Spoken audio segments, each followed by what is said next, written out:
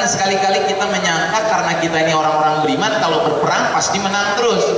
Sebagaimana kita menyangka kalau orang-orang kafir berperang pasti kalah terus. Tidak. Hak Allah. Kapan orang beriman menang perang, kapan orang beriman kalah perang, kapan orang kafir menang perang, kapan orang kafir kalah perang. Yang pasti kata Allah, demikianlah hari demi hari Allah pergilirkan di antara manusia. Ada eranya orang beriman berjaya, ada eranya orang beriman kalah. Ada eranya orang kafir kalah, ada eranya orang kafir berjaya kayak sekarang, hegemonik, songong kata orang Betawi. Itu hak Allah. Allah punya skenario di dalam menentukan hal seperti itu. Nah maka saudara rahimakumullah, dalam hadis yang lain Nabi kemudian membantu kita memahami kondisi dunia dengan menjelaskan ringkasan sejarah umat Islam. 15 abad yang lalu Nabi sudah membeberkan peta perjalanan umat Islam, roadmap umat Islam. Sejak awal Nabi Muhammad SAW diutus sampai menjelang datangnya as-sa'ah. Yang kesimpulannya ternyata umat Islam dalam sejarahnya akan mengalami 5 babak perjalanan sejarahnya. Dan babak demi babak itu pergantiannya ditandai oleh pergantian karakter kepemimpinannya. Babak pertama kata Nabi disebut dengan babak kenabian, an-nubuwah. Itulah babak kepemimpinan langsung Nabi Muhammad SAW atas umat generasi awal. Berapa lama Nabi memimpin umat ini? Nabi jadi Nabi usia berapa? 40. Wafat usia berapa? 63. Berarti babak kenabian berapa lama? Cuman 23 tahun. Tapi 23 tahun yang diberkahi Allah, karena dengan izin Allah dalam tempo yang begitu singkat Nabi dan para sahabat diizinkan merubah wajah Jazirah Arab yang tadinya penuh kemusyrikan, kekufuran, kemaksiatan menjadi masyarakat yang penuh tauhid, penuh ketaatan, penuh keimanan. Subhanallah. Setelah itu kata Nabi datang babak kedua yang disebut oleh Nabi dengan sebutan khilafatun ala minhajin nubuwah. Babak kekhalifahannya mengikuti metode kenabian. Itulah babak kepemimpinan orang-orang terbaik setelah Nabi wafat. Terdiri dari 4 sahabat utama, pilihan semua, dijamin masuk surga semua. Abu Bakar Siddiq, Umar bin Khattab, Utsman bin Affan dan Ali bin Abi Thalib radhiyallahu anhum ajmain. Setuju? Kalau nggak setuju Syiah. Iya, saya harus tegaskan, Syiah itu tidak percaya bahwa 4 ini Khulafaur Rasyidin. Mereka hanya percaya Ali bin Abi Thalib adalah Khalifah Rasyidah satu-satunya setelah Nabi wafat. Bahkan mereka menolak keimanan Abu Bakar, Umar dan Utsman. Mereka kafirkan, Pak. Makanya saya dengan penuh keyakinan memperingatkan saudara-saudara sekalian, hati-hati dengan Syiah. Syiah ini bukan ajaran yang boleh kita anggap bagian dari umat Islam, bukan. Kalau bagian dari umat Islam, mana mungkin tokoh-tokoh utama umat ini dicela, dikafirkan, dihina. Na'udzubillahi min dzalik. Ini adalah ajaran bikinan Yahudi, kakak beradik sama Yahudi. Iran sama Israel nggak pernah musuhan kok. Musuhannya di media massa aja. Di belakang layar mereka rangkul-rangkulan. Syiah dengan Yahudi. Makanya di Iran nggak ada satupun masjid Ahlus Sunnah wal Jamaah, tapi sinagog bertaburan, Pak. Tempat ibadah kaum Yahudi bertaburan di Iran. Percaya nggak percaya silahkan periksa sendiri. Baik, babak kedua tidak lama, dia hanya berlangsung juga hanya 30 tahun. Setelah babak kedua kata Nabi muncul babak ketiga, era kepemimpinan mulkan adhan, raja-raja yang menggigit. Itulah era jatuh bangunnya aneka kerajaan Islam yang memimpin dapat julukan tetap khalifah, sistem bermasyarakat bernegaranya tetap disebut khilafah, namun sayang pola pergantian khalifah ke khalifah berikutnya menggunakan pola mirip kerajaan. Maka di babak ketiga ini umat Islam menyaksikan pemimpin-pemimpin yang kata orang Prancis komsi-komsa, nisf-nisf kata orang Arab, separuh-separuh. Kadang dia adil kayak Umar bin Abdul Aziz, kadang dia zalim seperti yang memenjarakan Imam Ahmad bin Hanbal. Tapi ada satu kemiripan semua khalifah-khalifah di zaman itu. Walaupun zalim sekalipun, dia masih mengumumkan pemberlakuan hukum Allah Subhanahu wa taala. Dia masih mengumumkan bahwasanya Quran dan Sunnah satu-satunya marja, referensi penyelesaian berbagai perkara. Nah, babak ketiga ini berlangsung lama, Pak. Hampir 12-13 abad sendiri. Sampai munculnya di jantung khilafah yang terakhir, khilafah Utsmani Turki, seorang pengkhianat bernama Mustafa Kemal.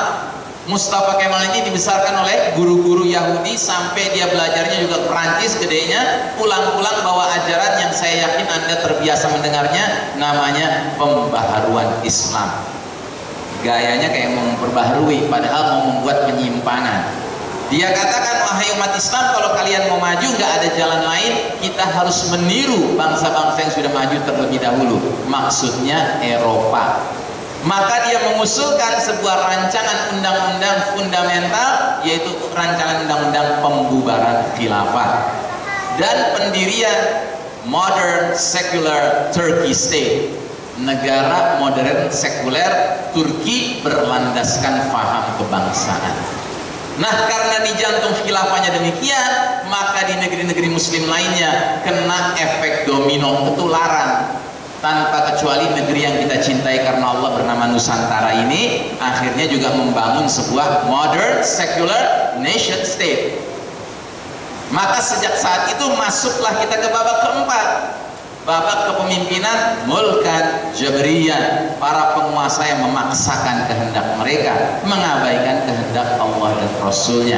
Mulailah sejak hari itu umat Islam menjadi laksana anak-anak ayam kehilangan induk, laksana anak-anak yatim kehilangan ayah, laksana gelandangan kehilangan rumah permanen, akhirnya terpaksa tinggal di bedeng. Kelamaan tinggal di bedeng, betah, akhirnya teriak-teriak, ini bedeng harga mati, nggak boleh diganti. Na'udzubillahi min dzalik. Padahal orang di luar bedeng, di rumah permanen mentertawakan, tinggal di bedeng kok pede amat, nggak kunjung sadar gitu loh, bahwa ini cuma bedeng sementara doang, sementara daruratnya juga error gitu. Nah, jadi saudara rahimakumullah, kita sekarang berada di babak keempat dari perjalanan sejarah umat Islam, dan saya sering mengatakan babak keempat ini merupakan the darkest chapter of the Islamic history, babak paling kelam dalam sejarah umat Islam. Kenapa? Karena Allah takdirkan yang memimpin dunia sudah bukan umat Islam lagi, tetapi Eropa dan Amerika yang tidak lain adalah the Judeo-Christian Society, masyarakat Yahudi Nasrani. Dan akhirnya negeri-negeri kaum muslimin menjadi ekor-ekor dari pemimpin Yahudi Nasrani itu. Illa man rahimah rabbuh, kecuali yang dirahmati Allah tentunya, dan jumlah mereka sangat sedikit. Nah, jadi saudaraku rahimakumullah, alhamdulillahnya dalam hadis ini babak keempat bukan babak terakhir. Nabi lalu memberi isyarat setelah babak keempat akan muncul babak kelima yang mirip babak kedua, yaitu tegaknya khilafatun ala minhajin nubuwwah. Barulah setelah itu dalam hadisnya dikatakan tsumma sakata, lalu Nabi terdiam. Tsumma sakata kata para ahli hadis maknanya adalah sampai disitulah perjalanan umur umat Islam. Nah, maka saudaraku rahimakumullah, babak 1, 2, dan 3 bisa kita sebut sebagai era peradaban Islam, Islamic civilization. Walaupun peradaban itu makin pindah babak, makin turun, makin merosot. Tapi kalau babak keempat, ini babak kepemimpinan para penguasa yang memaksakan kehendak, boro-boro mengumumkan pemberlakuan Quran dan Sunnah. Bahkan dari awalnya saja sudah mengatakan ini nggak boleh Quran dan Sunnah, kan gitu. Sehingga bagaimana lagi mau dikatakan dia menyimpang apa nggak menyimpang dari Quran dan Sunnah? Awalnya aja bukan Quran dan Sunnah rujukannya. Nah, oleh karenanya di babak keempat ini ayat 59 surat An-Nisa seolah-olah menjadi ayat teori belaka. Realisasinya kita tidak temukan. Ayat ini berbicara tentang kepemimpinan, di mana disebutkan di situ, ya ayyuhalladzina amanu atiullaha wa atiur rasula wa ulil amri minkum. Hai orang-orang beriman, taatilah Allah dan taatilah Rasul dan ulil amri minkum. Seorang ulama dari Suriah namanya Ali As-Sabuni membuat kitab tafsir. Beliau menulis tentang ayat ini sebuah pertanyaan, kenapa ya di depan Allah ada taatilah, kenapa ya di depan Rasul ada taatilah, tapi kenapa di depan ulil amri minkum nggak ada taatilah?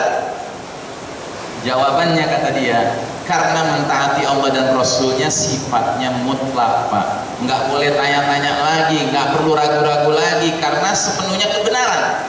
Tapi yang namanya mentaati pemimpin di antara kalian bersyarat. Dan syaratnya di ayat ini dijelaskan.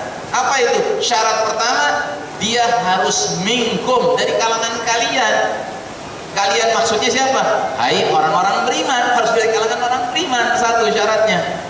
Tapi sekedar mengaku beriman tak cukup, ada syarat kedua. Apa itu?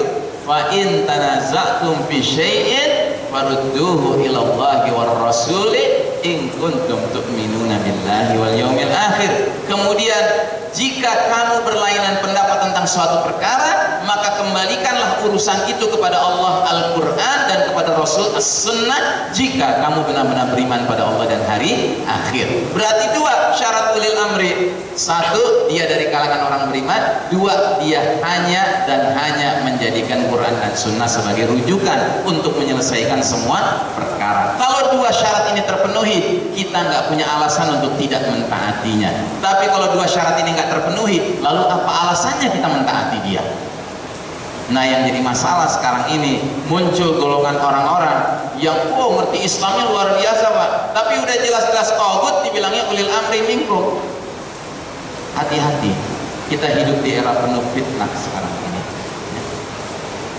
Baik, saudaraku rahimakumullah, ketika penerapan surat An-Nisa 59 ini tidak utuh, maka alih-alih merujuk pada Quran dan Sunnah, umat malah rame-rame masuk ke dalam lubang biawak. Seperti yang tadi dijelaskan, diramalkan oleh Rasulullah Sallallahu Alaihi Wasallam. Nah, maka inilah babak di mana umat Islam mengalami fitnah-fitnah, ujian-ujian yang kian memuncak sampai keluarnya kelak nanti puncak fitnah, yaitu puncak fitnah paling dahsyat sepanjang zaman, fitnah Al-Masih Ad-Dajjal.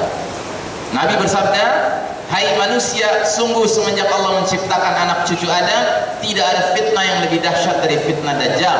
Dan sungguh Allah tidak mengutus seorang nabi pun melainkan memperingatkan umatnya mengenai fitnah Dajjal.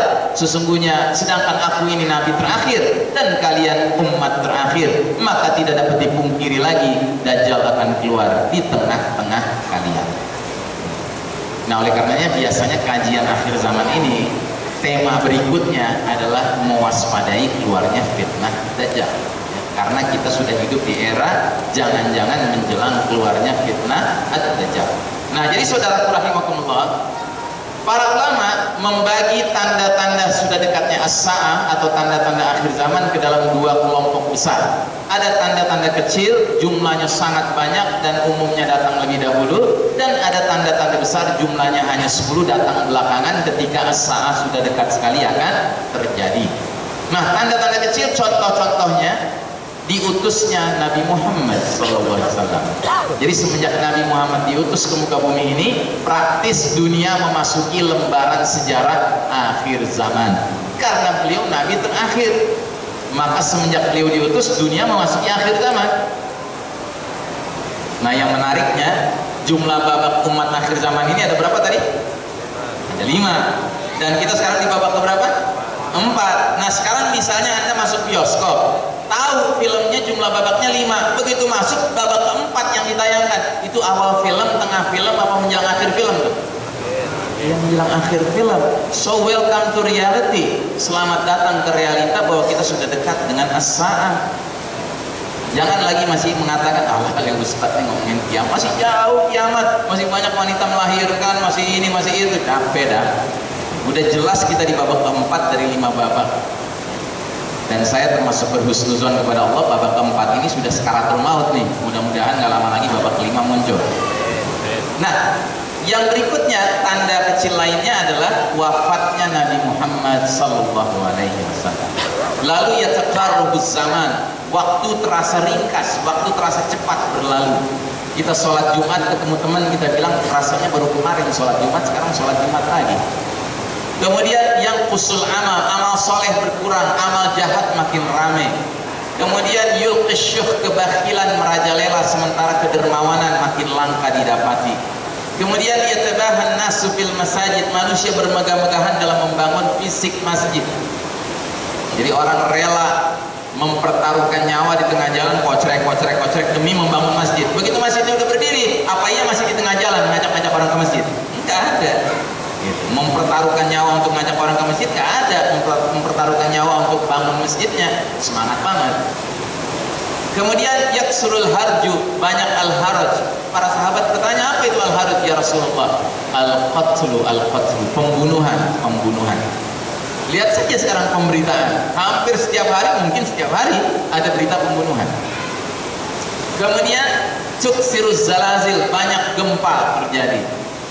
Kemudian waktu minal kha'in, pengkhianat dipercaya, diangkat jadi pemimpin. Sebaliknya waqu minal amin, orang yang amanah dianggap pengkhianat. Ulama-ulama nyentrik dielu-elukan, ulama yang konsisten menyuarakan syariat ditegakkan masuk penjara. Kemudian zuhurul qalam, tersebarnya pena, banyak tulisan berterbitan.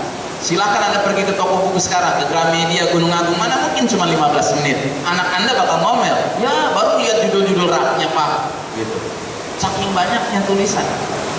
Bahkan pengertian banyaknya tulisan itu dalam arti harfiah Pak. Sekarang orang naik ojek aja sambil nulis. Kemudian tatakharubul aswaq, pasar-pasar berdekatan, Indomart, Alfamart, Plaza, Mall, Hypermart, Supermart. Kemudian apalagi? Yurfa'ul ilmu diangkat, wa yasbutal jahlu, merebaknya kebodohan. Nabi pernah mengatakan Allah tidak mencabut ilmu seketika, tapi Allah mencabut ilmu dengan mewafatkan para ulama. Kemudian yushrabul khamar, diminumnya khamar. Kemudian nisaun kasiyatun ariyatun mumilatun ma'ilatun, wanita berpakaian tapi hakikatnya telanjang. Mereka bergoyang membuat orang lain ikut bergoyang, baik goyang fisik maupun goyang imannya. Kemudian yazharuz zina, praktek perzinahan dilakukan terang-terangan. Sekarang orang berzina Pak, dia rekam sendiri perbuatan zina, dia upload sendiri ke internet. Nauzubillah min dzalik.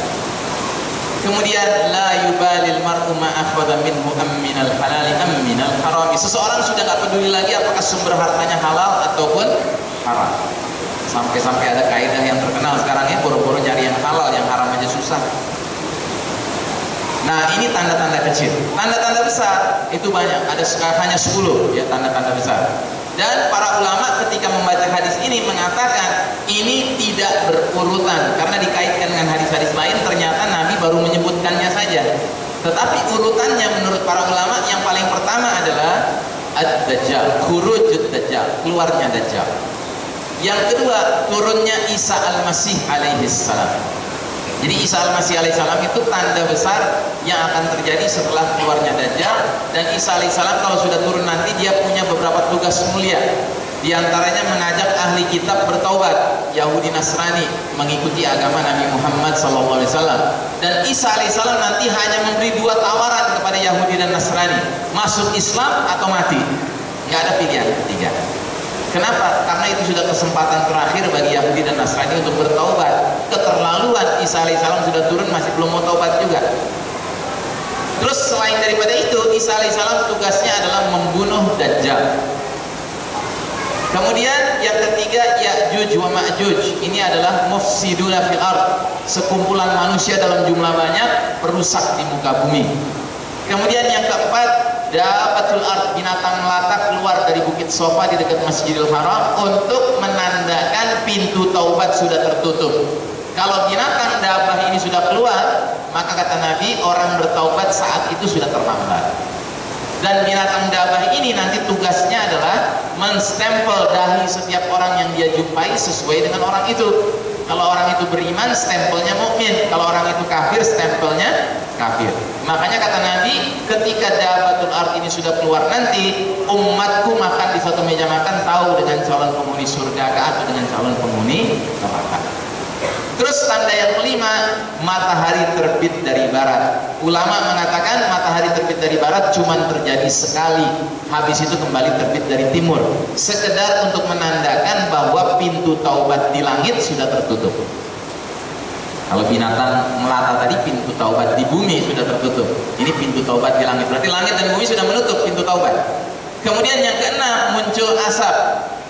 Dan para ulama mengatakan asap ini adalah tanda besar terakhir yang dialami oleh orang-orang beriman. Tidak lama setelah itu akan ada angin lembut menyebar dari Yaman, mencabut ruh orang-orang beriman. Sehingga tanda besar nomor 7, 8, 9, 10 hanya dialami oleh orang-orang kafir 24 karat sampai datangnya as-sa'ah. Nah, saudara sekalian rahimakumullah, kondisi dunia dewasa ini praktis hampir semua tanda-tanda kecil sudah bermunculan. Kita sekarang berada di ambang menjelang datangnya tanda-tanda besar. Oleh karenanya ada 3 tanda penting yang harus kita persiapkan diri untuk menghadapinya. Pertama, tanda kecil yang paling akhir yaitu zuhur al-mahdi, tampilnya al-mahdi, pemimpin orang-orang beriman di akhir zaman yang akan mengajak kita berpindah dari babak keempat yang penuh kezaliman ini menuju babak kelima khilafah al-minhajin nubuwah yang penuh keadilan. Kemudian tanda penting kedua yang harus kita waspadai dalam waktu dekat adalah khurujud dajjal, keluarnya dajjal, tanda besar pertama. Sedangkan yang ketiga kita harus mengantisipasi turunnya Isa putra Maryam alaihissalam, tanda besar yang kedua yang akan memimpin setelah wafatnya Al-Mahdi, membawa seluruh manusia mengucapkan 2 kalimat syahadat baik dengan suka maupun terpaksa. Nah, dengan demikian berakhirlah bahasan kita. Boleh jadi kiamat sudah dekat. Sebelum saya akhiri, saya undang saudara-saudara kalian untuk mengunjungi website kami yang dibuat sebagai early warning system bahwa kita sudah hidup di akhir zaman dengan alamat www.bolehjadikiamatsudahdekat.com. Isinya berbagai artikel tentang akhir zaman khususnya dan tentang Islam pada umumnya. Di dalamnya juga Anda bisa memesan buku kami yang berjudul Boleh Jadi Kiamat Sudah Dekat atau Mewaspadai Fitnah Al-Masihid Dajjal. Demikianlah saya kembalikan kepada pembawa acara. Aqulu qawli hadza fastaghfirullah li wa lakum. Innallaha huwal ghafurur rahim. Wassalamualaikum warahmatullahi wabarakatuh. Bismillahirrahmanirrahim. Alhamdulillah kita udah dapat kajian dari Ustaz Ihsan. Kalau ada yang mau bertanya silakan. Mungkin saya kasih 2 atau 3 pertanyaan saja. Ada jemaah yang berkenan bertanya?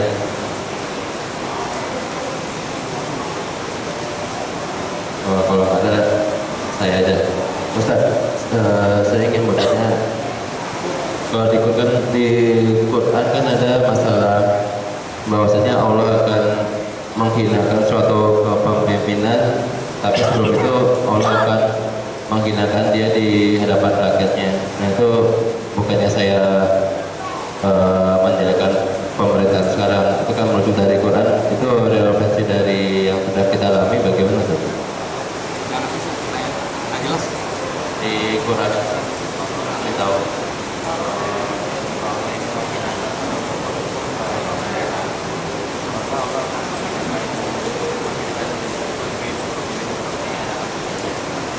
ayat berapa? Ada ayatnya. Soalnya saya nggak nyambung.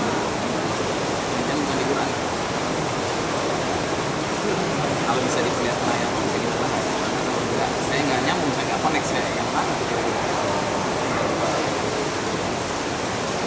Nggak berani saya ngomong. Itu yang ada.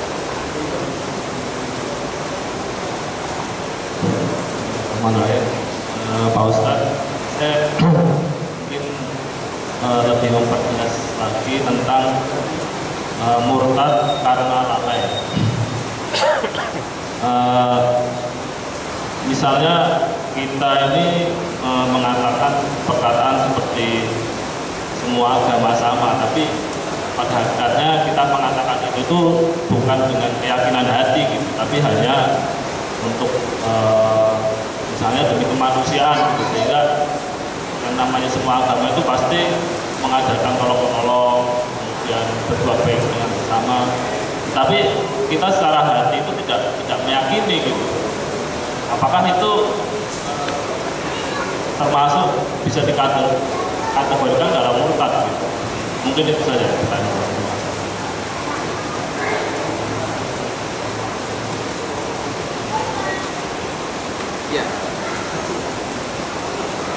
Ya memang dalam urusan yang seperti ini, ketika seseorang melakukan ucapan seperti itu, kita selaku yang mendengarnya harus satu, bersangka baik bahwa jangan-jangan maksudnya nggak seperti itu.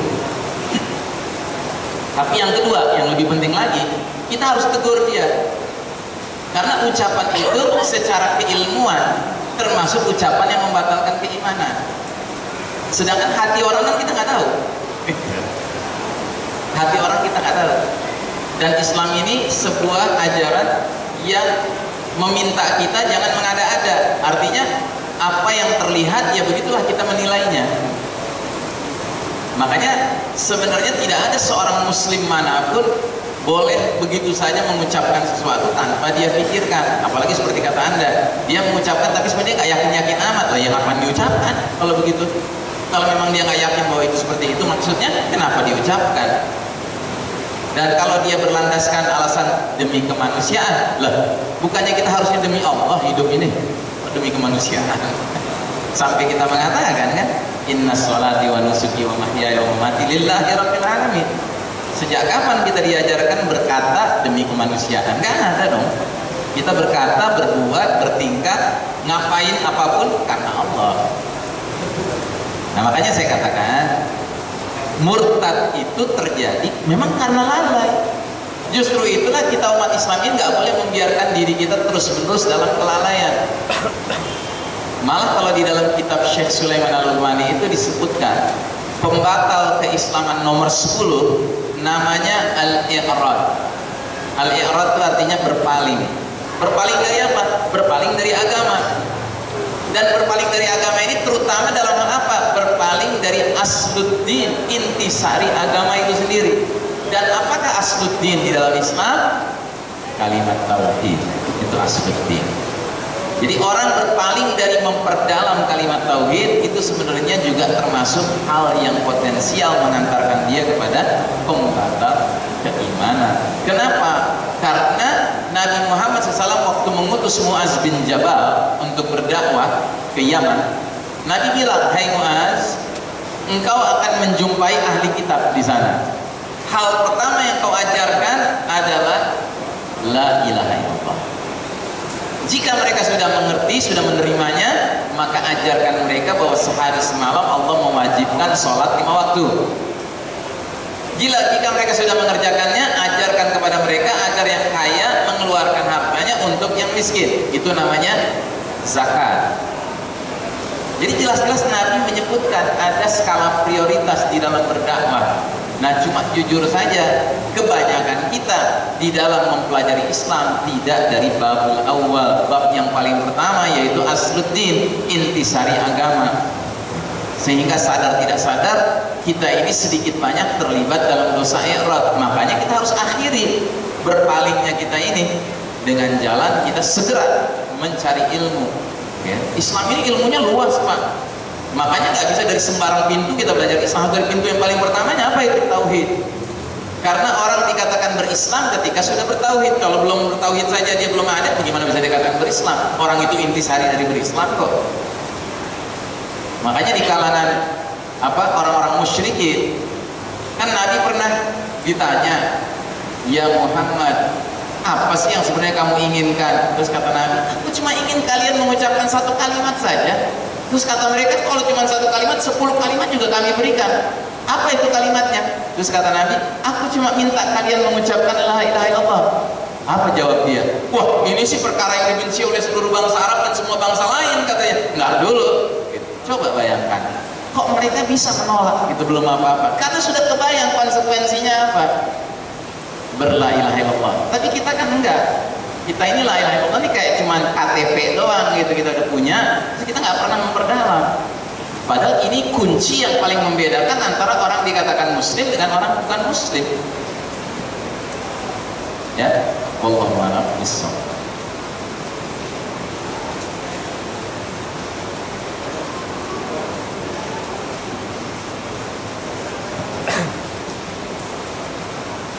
Assalamualaikum warahmatullahi wabarakatuh. Waalaikumsalam.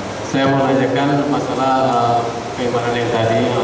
Apabila orang tersebut sudah batal keimanannya, bagaimana apa tindakannya untuk kembali ke jalannya?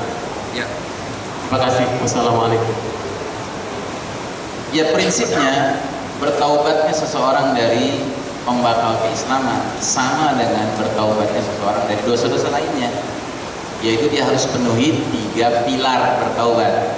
Yang pertama menyesal, yang kedua mohon ampun kepada Allah, dan yang ketiga tidak mengulangi lagi.